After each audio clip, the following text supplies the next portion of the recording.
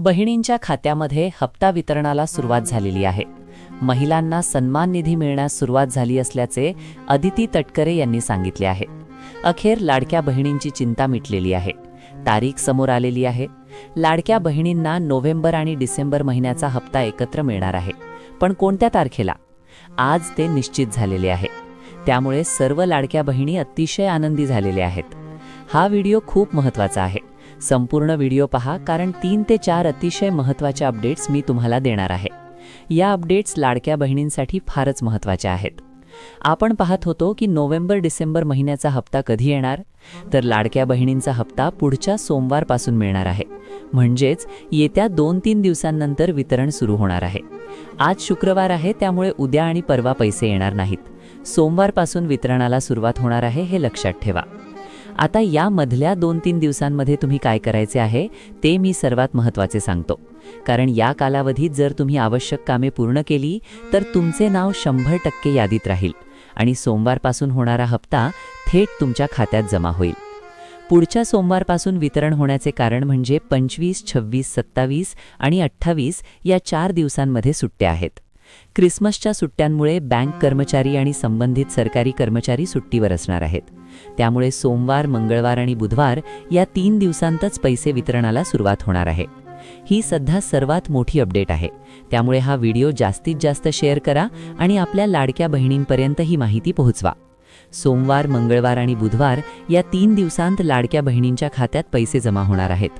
पुढच्या गुरुवारपासून बँक कर्मचारी, महिला व बाल विकास विभागातील कर्मचारी तसेच इतर संबंधित कर्मचारी सुट्टीवर किंवा निवडणूक ड्युटीवर असणार आहेत। त्यामुळे सरकारने निर्णय घेतला आहे की वितरण सोमवारपासूनच सुरू करायचे। आज नियोजन पूर्ण झालेले नसल्यामुळे आज पैसे येऊ शकले नाहीत। उद्या शनिवार असल्याने उद्याही पैसे येणार नाहीत। आता सर्वात महत्त्वाचा मुद्दा म्हणजे कोणत्या लाडक्या बहिणींना हप्ता मिळणार आहे। मी तुम्हाला 4 महत्त्वाच्या बातम्या सांगणार आहे। या ऐकून तुम्हाला काही आवश्यक कामे करावी लागणार आहेत, जेणेकरून पुढेही लाडकी बहीण योजनेचा लाभ मिळत राहील। ई-केवायसी प्रक्रिया सुरू आहे। अनेक लाडक्या बहिणींची ई-केवायसी आधी प्रलंबित होती, ती आता पूर्ण झालेली आहे। सध्या राज्यात फक्त 30 ते 40 लाख लाडक्या बहिणींची केवायसी बाकी आहे। उर्वरित बहुतेक लाभार्थ्यांची ई-केवायसी पूर्ण झालेली असून तो डेटा आयकर विभाग, आरटीओ आणि बँकांकडे पडताळणीसाठी पाठवण्यात आलेला आहे। या पडताळणीत कोणाकडे 4 चाकी वाहन आहे का, कोणी आयकर भरलेला आहे का, किंवा घराचे उत्पन्न 2.5 लाखांपेक्षा जास्त आहे का याची तपासणी केली जात आहे।